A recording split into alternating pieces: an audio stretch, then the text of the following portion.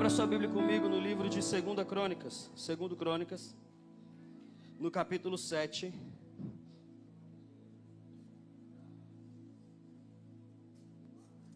A partir do verso 13.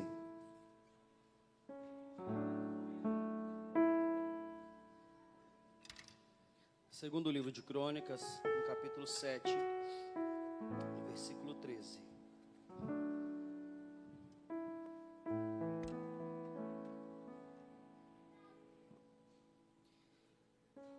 Se eu cerrar os céus e não houver chuva, ou se ordenar aos gafanhotos que consumam a terra, ou se enviar a peste entre meu povo, e se meu povo que se chama pelo meu nome se humilhar, e orar, e buscar a minha face, e se converter dos teus maus caminhos, então eu ouvirei dos céus, e perdoarei os seus pecados, e sararei a sua terra. Eu vou ler novamente o 14. E se meu povo que se chama pelo meu nome se humilhar, e orar, e buscar a minha face, e se converter dos seus maus caminhos, então eu ouvirei dos céus, e perdoarei os seus pecados, e sararei a sua terra. A igreja pode se assentar.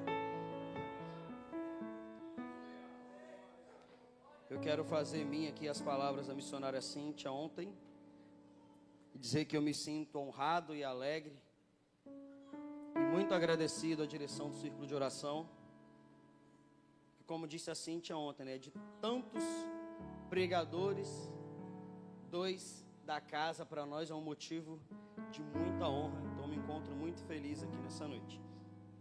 Amém? Prometo que eu vou pregar no tema. E eu gosto quando o culto tem tema, porque aí a culpa não é minha. Eu vou pregar aquilo que Deus entregou. Amém? E o tema não fui eu que escolhi. Amém? Livro de 2 Crônicas, no capítulo 7, Salomão organiza um culto aqui. E não era um culto simples, ou não era um culto, ou mais um culto de domingo, ou mais um culto de festividade. Não. Este era um culto especial. Tanto que durou 22 dias. Pensa numa festa linda que durou 22 dias. E estudando esse capítulo 7 do 2º livro de Crônicas, aqui eu entendi que em 22 dias de festa, o povo não foi embora. Ninguém reclamou do horário. Ninguém se queixou que estava cansado. Mas tinha um porém nesse culto. Qual? Era o culto de inauguração do templo. Templo esse que Davi queria muito construir. Templo esse que Davi falou com o Senhor: eu construirei uma casa para ti. Porque não é justo que eu habite no palácio e o Senhor numa tenda. Então eu vou construir um templo para ti. E o Senhor fala com Davi: Davi, muito boa a sua intenção, mas um templo para mim você não pode construir. Mas por que, Senhor? A intenção é boa. Eu quero construir uma casa para ti. Mas Davi, eu te perdoei dos seus pecados. Davi, eu te nomeei rei sobre o meu povo. Davi, eu abençoei a tua casa. Mas tem um porém, Davi: as tuas mãos estão sujas de sangue. Os seus pecados estão perdoados, Davi, mas as consequências que eles causaram não tem como abrir mão. Em outras palavras, Deus estava falando para Davi: Davi, você é até um homem segundo o meu coração, mas você errou, Davi. Então eu não posso permitir que com as tuas mãos você construa uma casa para mim. Só que, como tem sido falado desde sexta-feira, né? Davi não fez biquinho. Davi não ficou chateado porque Deus falou que ele não ia construir um templo. Davi não se revoltou contra Deus. Davi não se indignou com a resposta de Deus. Pelo contrário, Davi falou: eu posso até não construir um templo para ti, mas o meu reinado um dia vai chegar ao fim. E depois que o meu reinado chegar ao fim, será levantado um outro rei. E esse outro rei vai construir uma casa para ti, Senhor. E eu vou me encarregar pessoalmente de ajuntar todos os tesouros dessa terra. Eu vou começar a estocar ouro, eu vou começar a estocar madeira, eu vou começar a estocar prata, couro, tudo aquilo que for mais precioso nessa terra. Porque eu posso até não colocar a mão nessa obra, mas eu vou trabalhar para aquele que vier depois de mim edificar para ti uma casa. E aqui eu encontro em Davi a maior virtude de uma liderança. Qual é? É você não se enciumar por aquele que vem depois de você. A maior obrigação de um líder é formar outros líderes. A maior obrigação de um líder é formar outros líderes. Então eu não posso me enciumar por aquele que vem depois de mim. Pelo contrário, eu tenho que preparar o caminho para aquele que vem depois de mim. Lembra de João Batista? João Batista, você que é o cara bom, não. Eu sou apenas uma voz que clama no deserto e estou preparando o caminho para aquele que vem depois de mim.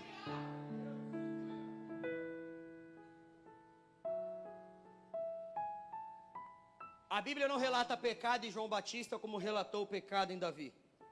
Mas eu vejo em João Batista a mesma coisa que Davi fez em ajuntar os tesouros. Em começar a guardar tudo. Como que você entende isso, Felipe? Eu entendo isso quando João Batista está batizando. Ele falou, estou batizando você, mas está vindo um depois de mim que é maior do que eu. Fica guardadinho aqui para ele. Eu estou batizando você, mas está vindo um depois de mim que é maior do que eu. Fica guardadinho aqui para ele. Por quê? Porque Jesus, quando ele vem à terra, ele olha para Pedro e fala, Pedro, tu és uma pedra, mas é sobre essa rocha que eu vou edificar a minha igreja. Então era João Batista batizando e falando, fica guardado aqui, tesouro, porque depois de mim está vendo um que vai edificar essa igreja. Mas vamos voltar a falar do culto de Crônicas 7. Não era um culto comum, era a inauguração do templo. E esse templo ficou conhecido e é muito falado até hoje em todo o mundo, por algo sobrenatural que aconteceu naquele lugar. O que? Salomão ora entregando o templo para o Senhor, apresentando a Deus aquela casa, dizendo, Deus, essa casa é sua. Nós construímos, mas aqui agora é a tua casa. E aí a Bíblia relata que Salomão constrói um altar para ali oferecer o sacrifício. Mas a quantidade de animais sacrificados era tão grande que não cabia sobre o altar que Salomão construiu. A Bíblia me fala em torno de 142 mil animais sacrificados no altar. A gordura era muita, a carne era muita, e o altar não foi capaz de suportar tudo aquilo que o povo apresentou. Aí a Bíblia fala que Deus recebe a oração de Salomão. E de repente o céu se abre e cai fogo do céu dentro daquele lugar. Fogo é derramado sobre aquele lugar. Aqui eu posso dizer que o culto foi incendiado pelo próprio Deus. E aí a Bíblia vem me falando que a glória daquele lugar era tão grande que quem estava do lado de fora não conseguia entrar e caía de joelhos do lado de fora da igreja. Tamanha era a glória de Deus naquele lugar. As pessoas não precisavam entrar para sentir a glória de Deus, porque era tamanho aquilo que Deus estava derramando naquele lugar, que até quem estava do lado de fora se prostrava diante do Senhor. Só que foram 22 dias de culto, e aí a Bíblia fala que os sacerdotes iam revezando-se, junto com os levitas e os seus instrumentos. E enquanto os sacerdotes tocavam as trombetas, ou o chofar, os levitas tocavam os seus instrumentos, e a Bíblia é bem clara em dizer, construídos por Davi, para adorar a Deus no templo. Até a adoração do templo foi planejada e foi pensada por quem via anteriormente. E Deus ia derramando glória, o povo ia caindo com o rosto em terra e o fogo ia caindo do céu. Aí a Bíblia me relata que no 23º dia, a festa já ia entrando no 23º dia, O rei se levanta e ele despede o povo. Ele fala: olha, podem ir para as suas casas. O culto por hoje acabou, vamos dar a bênção apostólica aqui, depois vocês voltam para a gente continuar cultuando. Podem ir para casa. E foi por isso que eu falei aqui no começo que o povo não foi embora. Porque se o povo tivesse ido embora para voltar depois, no outro dia da festa, Salomão não precisava ter mandado o povo embora para voltar depois. 23º dia ele fala: podem ir. O culto acabou, a festa de inauguração acabou. E aqui eu vejo, missionária Cíntia, um culto glorioso da presença de Deus. Um culto em que fogo cai do céu. Um culto em que ninguém aguenta ficar de pé. Tamanha é a presença de Deus naquele lugar. Aí você pode pensar: está tudo perfeito. O templo está inaugurado, agora tem um lugar para oferecer sacrifício. A presença de Deus está sobre este lugar. Está tudo ok? Não. Porque quando o povo vai embora, a Bíblia fala que Deus aparece a Salomão. E quando ele aparece a Salomão, ele não vai para lá falar do culto. Deus não aparece a Salomão para falar: Salomão, parabéns, hein? Festa linda. Gostei tanto da festa que derramei fogo do céu. Não. A conversa não foi essa. Depois de um culto maravilhoso, Deus ele aparece a Salomão para advertir ele. Deus aparece a Salomão para exortar ele e para fazer um alerta. Salomão, eu me agradei do lugar. Você orou e agora essa é a minha casa. Mas tem um porém, Salomão. Nem tudo é como você pensa. Como assim? Se você pensar em se desviar dos meus caminhos, eu acabo com tudo isso. Salomão, se você me desobedecer, eu arranco o teu reino deste lugar. Eu acabo com o seu reinado sobre este lugar. E eu vou além, Salomão. Se o meu povo se desviar dos meus caminhos, se o meu povo desobedecer os meus estatutos, eu acabo com essa terra, Salomão. Eu acabo com esse templo que você acabou de inaugurar. Aí nos versículos 18, 19, 20 e 21, Deus fala para Salomão: Salomão, se o meu povo se desviar de tudo aquilo que eu já estabeleci sobre vocês, eu vou acabar com esse templo. E quando as pessoas passarem aqui na porta, esse templo vai ser motivo de zombaria para as outras nações. E quando eles perguntarem o que aconteceu com este lugar, a resposta será que vocês se desviaram dos meus caminhos, e por isso eu destruí o templo. Eu falei que não foi eu que escolhi o templo. Só que Deus fala para Salomão: Salomão, eu posso até enviar uma peste, eu posso até enviar um gafanhoto. Pode acontecer o que acontecer, mas fica tranquilo. Porque se o meu povo se humilhar e orar e buscar a minha face e se converter dos seus maus caminhos, então eu ouvirei dos céus, perdoarei os seus pecados e sararei a sua terra. Deus está falando isso com Salomão depois do culto. A mensagem não era para o ímpio, a mensagem era para a igreja. Eu até gostei do congresso, eu até gostei do tema, eu até gostei dos louvores que vocês entoaram para me adorar, mas experimenta desviar dos meus caminhos para ver. Experimenta desobedecer os meus estatutos para ver. Nós estamos vivendo um tempo em que o mundo está zombando da igreja. Vou além, a igreja está zombando da igreja. O evangelho virou piada. Os nossos altares virou um circo. As línguas estranhas estão sendo banalizadas. E Deus está falando: o meu povo está se desviando dos meus caminhos. E é por isso que essa casa está servindo de zombaria para as outras nações. Porque se uma igreja caminha correta, ela não é motivo de zombaria. Se uma igreja caminha correta, ela é motivo de perseguição. Se estão zombando, tem alguma coisa errada. Se estão perseguindo, é porque estamos no caminho certo. Mas a igreja virou motivo de piada.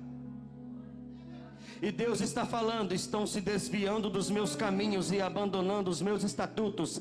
Vai virar motivo de piada para as outras nações.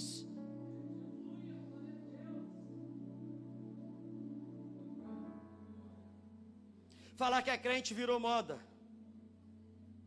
Sapatão virou diácono e está servindo ceia na igreja.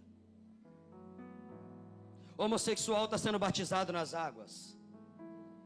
E a igreja está abraçando, está aceitando. Eu não estou dizendo aqui que nós não temos que acolher a eles. Eu estou dizendo aqui que nós não podemos dar cargo a eles, enquanto eles não se arrependerem e se converterem. Só que hoje o evangelho é: venha como está e fica assim mesmo e faça o que quiser dentro da igreja.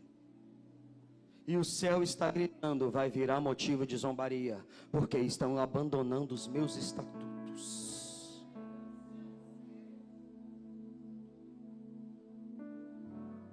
Só que a voz de Deus ainda ecoa sobre essa terra, dizendo: se o meu povo se humilhar. Deus não está falando com o mundo, Deus está falando comigo e com você que estamos aqui dentro. Não é porque Deus derramou fogo no Congresso que está tudo certo. Porque quando acabou o culto em Crônicas 7, Deus foi visitar o pastor e falou: opa!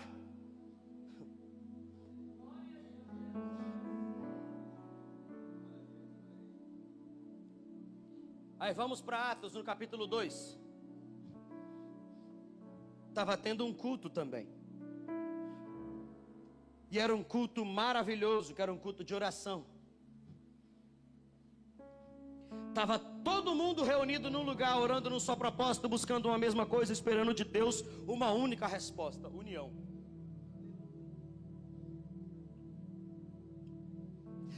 Estavam todos reunidos num só lugar, orando a Deus em um só propósito. A igreja estava unida. Não tinha cada um para o lado pedindo aquilo que queria Deus. Existia união na igreja. Aqueles que não acreditavam foram embora, mas aqueles que estavam unidos permaneceram, esperando na promessa que o Senhor Jesus fez. E aí, no meio deste culto de oração, acontece a mesma coisa que aconteceu lá em 2 Crônicas 7. A Bíblia relata que foram vistas sobre eles línguas repartidas como de fogo. Mais uma vez desceu fogo do céu. Mais uma vez desceu fogo no céu. E aí, quando acaba este culto, Pedro se levanta para pregar na rua. Quando acaba o culto de Atos capítulo 2, no dia de Pentecostes, Pedro se levanta para pregar na rua. Como que você me afirma isso, Felipe? O texto diz que o barulho das línguas estranhas dentro daquela casa era tão grande, que as pessoas que estavam do lado de fora ouviram. E quando as pessoas se reuniram na porta para ver o que estava acontecendo, Pedrão se levanta e vai para fora pregar para aqueles que foram para a porta da casa. Aí nós chegamos em Atos capítulo 3, onde está o tema dessa festa. O fogo já tinha descido do céu. Jesus já tinha batizado aqueles homens e aquelas mulheres. Só que estão indo eles novamente para o culto de oração. Por quê, Felipe? Vou voltar lá no Velho Testamento, depois a gente volta para o Novo Testamento. Porque a chama precisa arder continuamente sobre o altar. E ela não pode se apagar. Então, se o congresso foi fogo puro, Quando acaba o congresso, eu preciso continuar buscando, porque a chama precisa continuar ardendo sobre este altar. Então o fogo já tinha sido derramado, Jesus já tinha sido batizado, mas está indo lá Pedro e João para o culto de oração de novo. Em 2. Quando eles chegam na porta do templo, estava ali um aleijado, que a Bíblia fala que é aleijado de nascença, que olha para eles e fala: opa, dá uma esmolinha aí. Aí Pedro e João olham para o aleijado e falam: olhe para nós. E ele olha esperando uma esmola. Quando ele olha esperando uma esmola, Pedro e João dizem para ele: eu não tenho prata e nem ouro, mas aquilo que eu tenho, eu te dou. Só que Pedro e João não tinham nada.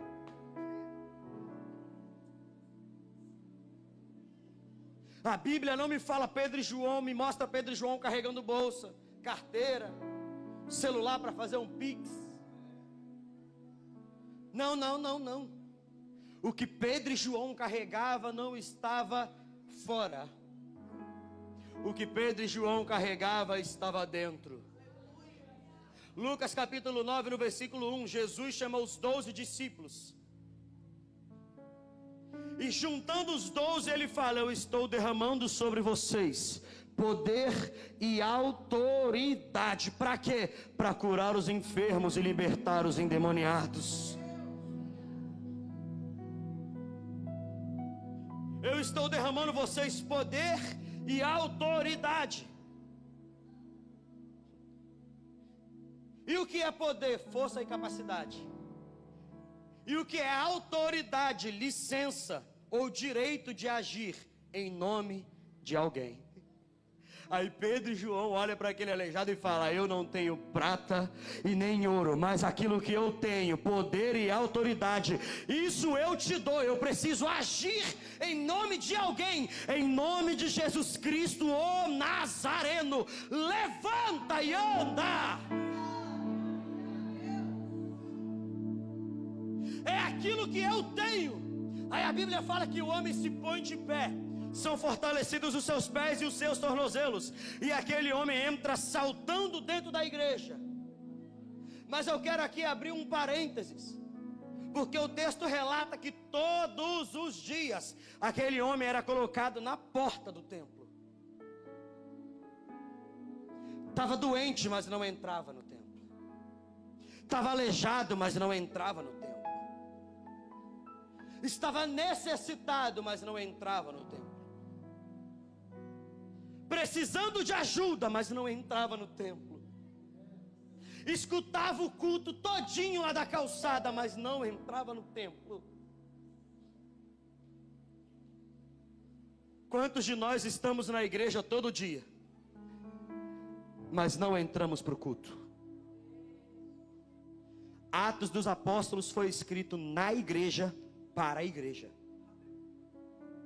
Atos dos Apóstolos não foi escrito para o desviado. Atos dos Apóstolos não foi escrito para os ímpios.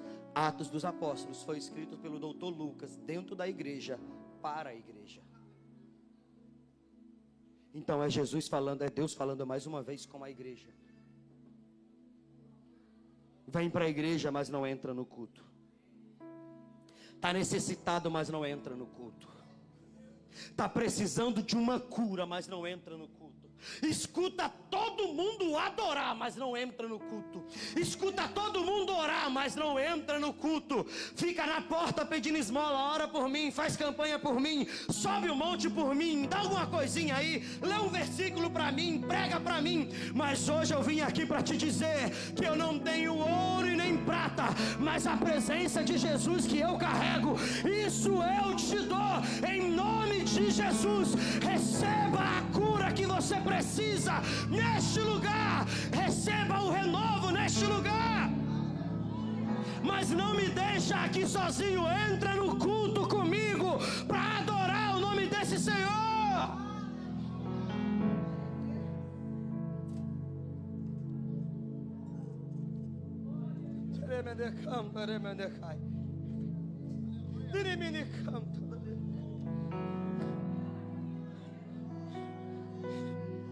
Isso, vai, aumenta o seu glória, aumenta o seu aleluia, entra no culto,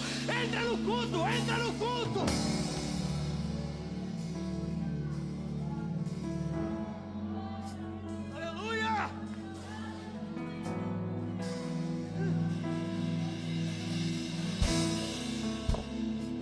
O milagre é realizado na porta da igreja, não é dentro. Só que quando aquele aleijado recebe o milagre, aí ele entende que ele precisa entrar no templo para agradecer o dono do milagre. Porque Pedro e João olham para ele e falam: quem está fazendo não sou eu, isso está acontecendo em nome de Jesus Cristo, o Nazareno.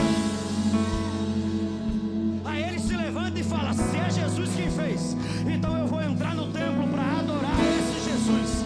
Aí a Bíblia fala que ele entra, mas ele não entra andando, de cabeça baixa, ele não entra se arrastando.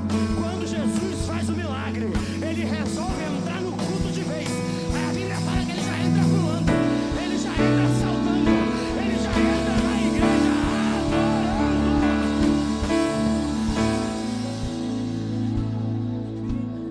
Aleluia, aleluia.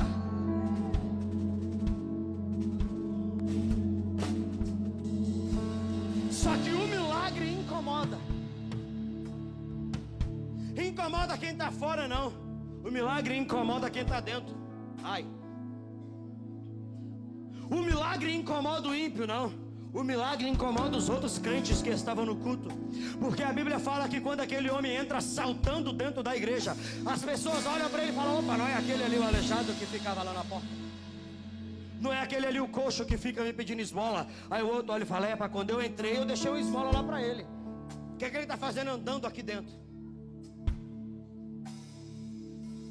Só que aí as pessoas olham para ele pulando e saltitando e vê que ele corre para perto de Pedro e João. Por que ele corre para perto de Pedro e João? Dá glória, pelo amor de Deus. Por que ele corre para perto de Pedro e João? Porque quem carrega a presença,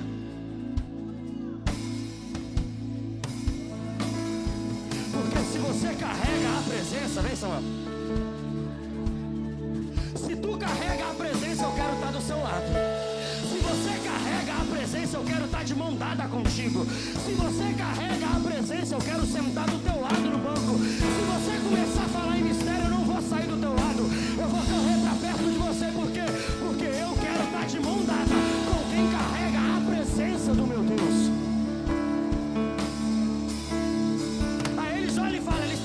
Perto de Pedro e João, vamos enquadrar os dois agora. Que negócio é esse aí, rapaz? O homem estava lá fora pedindo esmola e você ora por ele, agora ele entra aqui andando, pulando e saltando. O que vocês fizeram?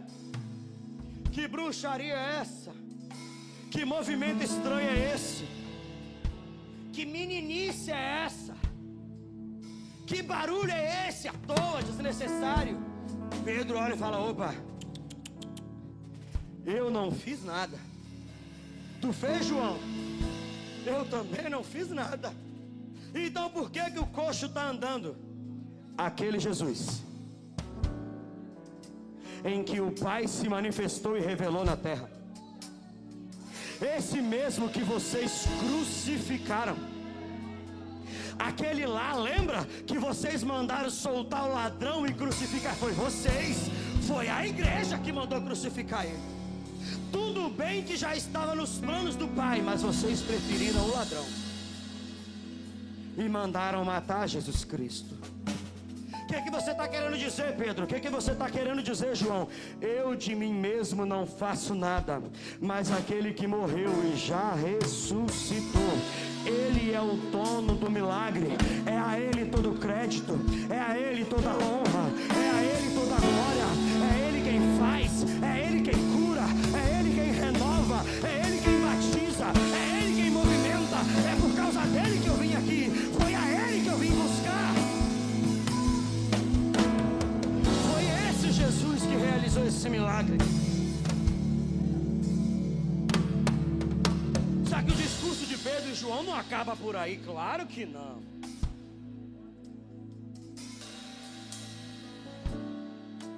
Ele prossegue dizendo: mas Deus assim cumpriu que já dantes pela boca de todos os seus profetas havia anunciado que Jesus Cristo havia de padecer. Já estava nos planos ele morrer, mas vocês escolheram um ladrão. Mas acabou aí, Pedro? Acabou aí, João? Não, não acabou não. Versículo 19 ainda tem uma esperança para vocês.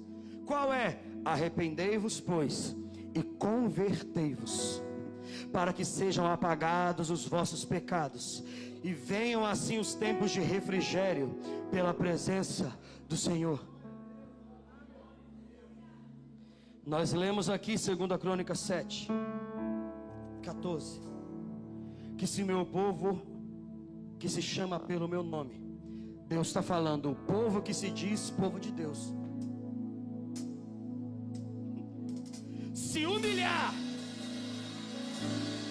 e orar. Aí vem Pedro dizendo: se arrepender e se converter dos seus pecados. Aí Deus fala: aí eu ouvirei dos céus, perdoarei os seus pecados e sararei a vossa terra. Deus está chamando a atenção dos crentes.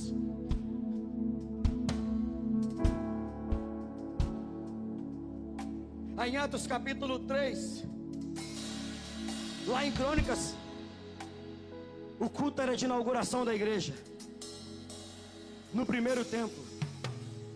Em Atos era o segundo templo, que foi construído após o exílio babilônico.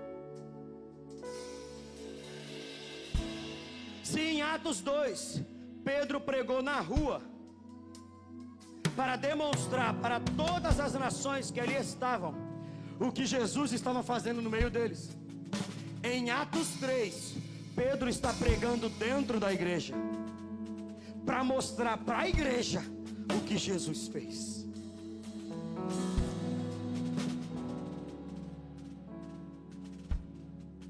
Em Lucas, quando Jesus envia os discípulos, eles falam: olha, eu estou dando poder a vocês, autoridade a vocês, para expulsar os demônios,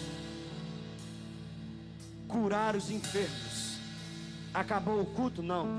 Quando vocês começarem a curar os enfermos e expulsar os demônios, as pessoas vão até vocês. E quando as pessoas se achegarem até vocês, aí vocês pregam a mensagem que precisa ser pregada, a qual? Arrependei-vos, porque é chegado o reino dos céus. Arrependei-vos, porque é chegado o reino dos céus. Arrependei-vos, porque é chegado o reino dos céus. Aí está lá em Atos 3, Pedro e João pregando dentro da igreja. Depois de realizar o milagre, aí se cumpre o que Jesus falou. Depois do milagre, as pessoas vão ficar curiosas e vão se achegar. E quando eles se achegarem, vocês pregam: arrependei-vos, pois, e convertei-vos.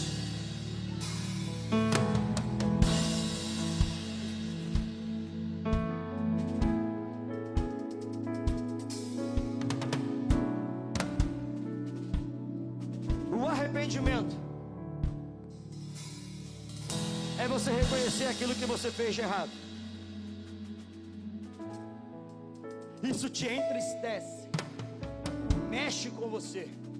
Você entende que você não pode fazer isso de novo. Aí você se arrepende. Só que se você se arrepender e não se converter, você vai fazer de novo.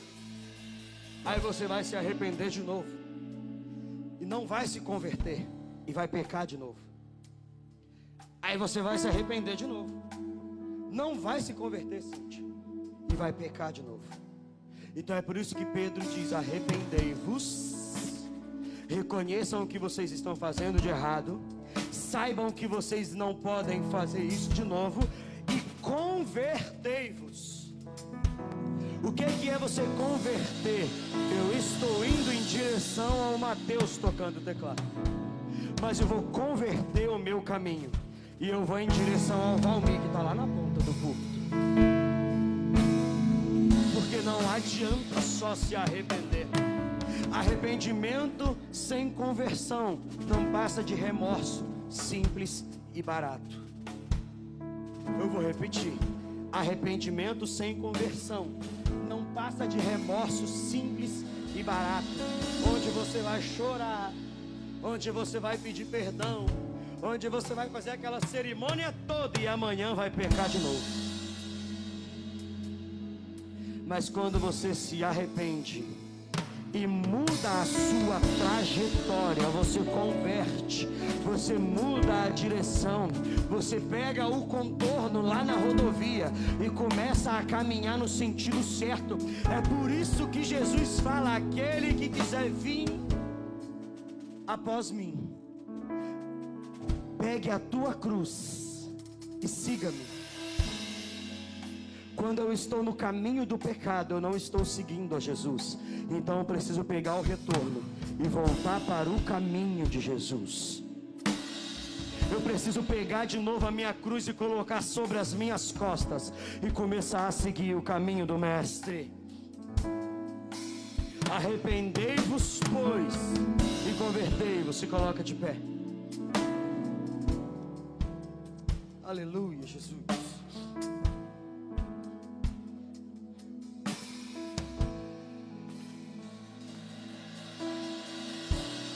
E eu vou começar, eu vou terminar como eu comecei.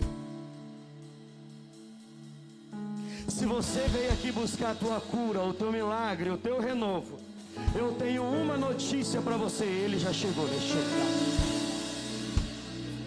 Se você veio buscar renovo, ele está aqui para te renovar. Se você veio buscar a tua cura, ele está aqui para te curar. Se você veio buscar libertação, ele está aqui para te libertar. Se você veio aqui nessa noite para buscar a salvação da tua família, ele está aqui para salvar a tua família. Se você veio aqui em busca de uma resposta do céu para uma causa que você julga impossível, ele está aqui nessa noite para te responder. Ele veio para esse congresso, ele veio para esse culto, ele veio para essa casa. E hoje é noite de milagre na tua vida. Canta, Cíntia, canta para nós. Hoje é noite de milagre na tua vida. E ele está aqui para realizar o milagre na tua vida. Ele está aqui para renovar você, ele está aqui para batizar você. E eu quero dar um salto aqui lá para Atos capítulo 2. Estavam todos reunidos no mesmo lugar, num só propósito, numa só oração. Então eu quero te convidar a dar a mão pro irmão que está do seu lado. Se você não gosta dele, pede perdão e pega a mão dele aí agora para Jesus renovar vocês dois. Eu quero que você comece a orar junto com esse irmão do seu lado em um só propósito. Qual? Enche a casa, Jesus. Enche a casa, Jesus. Enche a casa, Jesus. Renova esse irmão, renova essa irmã. Sacode esse círculo de oração de novo. Faz de novo, Jesus. Faz de novo, Jesus.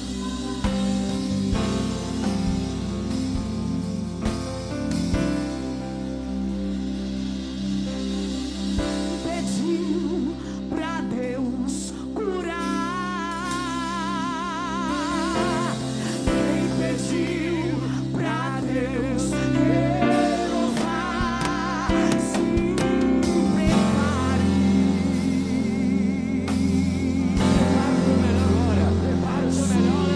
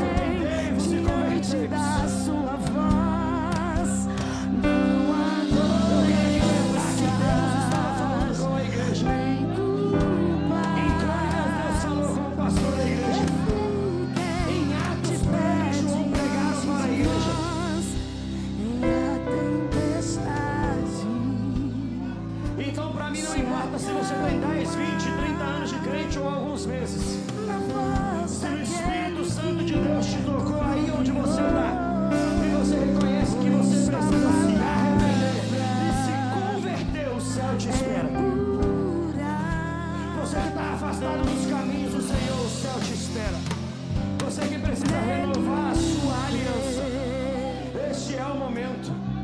A graça não está reservada a mim, a graça não está reservada a esse ciclo de oração. A graça me alcançou e ela vai te alcançar também.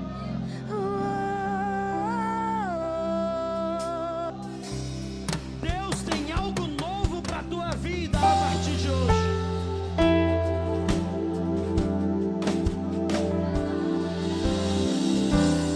Eu vou bater na tecla por alguns minutos, porque o Espírito Santo me fala que tem. E quando ele fala que tem, tem. Onde está você que precisa renovar a tua aliança com Jesus Cristo? Só tu és santo.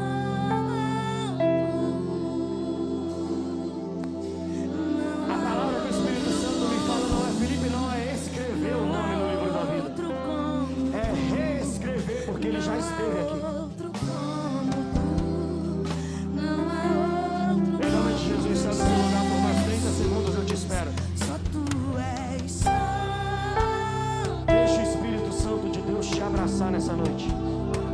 Só tu és Se tiver difícil sair do teu lugar para vir aqui, levanta a mão. Onde você estiver, que o enquanto sua tribulação vai vir te buscar e você vem abraçado ali com ela. Não prenda e não retém aquilo que Deus tem para você. Não prenda e não retém aquilo que Deus tem para você. santo. Diz pra mim o que fazer pra não pecar contra aquele que só fez me amar. Espírito Santo, diz pra mim, será que sou capaz de crucificar? Tiele, vai lá e dá um abraço na Ana Carla para mim, por favor. Deixa Deus te usar.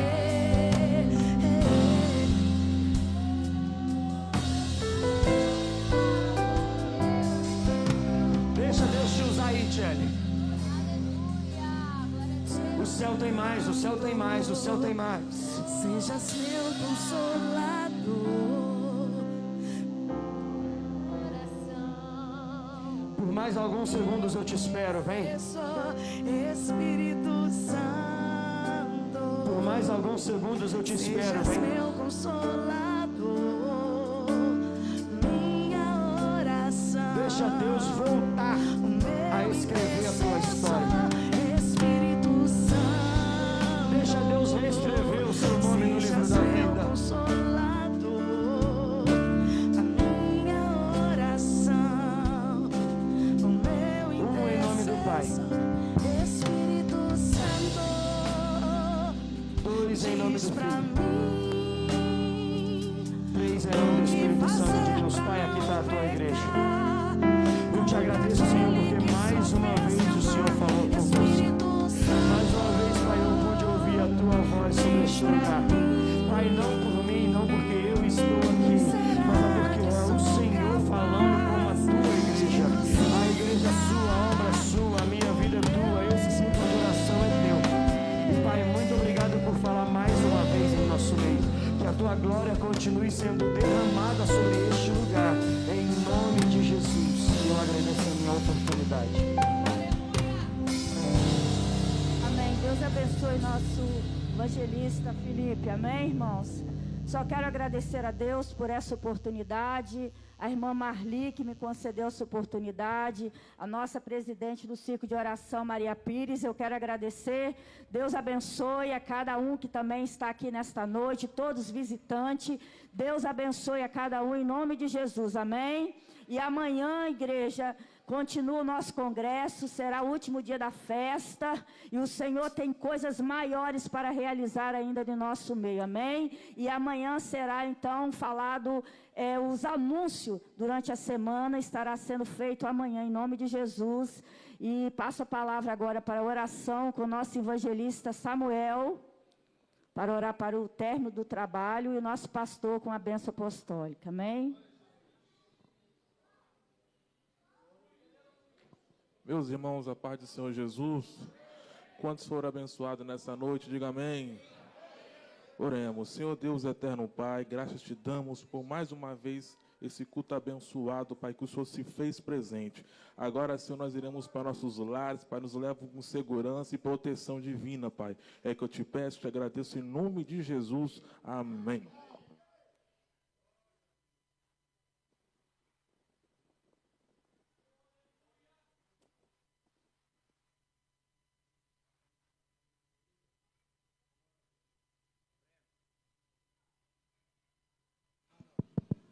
Cumprimento a todos com a paz do Senhor Jesus, amém? Estamos felizes, alegres, com esse terceiro dia de festa, está sendo uma bênção, e amanhã vai ser muito bom também. Convido a todos, venham e participem conosco, amém? Vou apresentar nosso irmão evangelista, Dr. Edson, a Núbia. Dá um sinal, senhor. A igreja da Boazinda, esse casal, a Núbia foi reunido aqui há muitos anos, eu tenho um prestígio muito grande com ela. Todo meu aniversário ela fazia a festa, consegui requerer mercadoria e fazia uma grande festa. Sinto saudade da Núbia. Sinto saudade de você aqui. Boa chocolate, cachorro quente, tudo isso. Mas aí. Aleluia. E essa foi uma bênção também aqui nesse lugar. A mão para o alto. A graça do nosso Senhor Jesus Cristo, o amor de Deus, a comunhão do Espírito Santo seja com vocês, que aguarda a grande vinda do Senhor Jesus sobre a tua igreja. A igreja diz amém.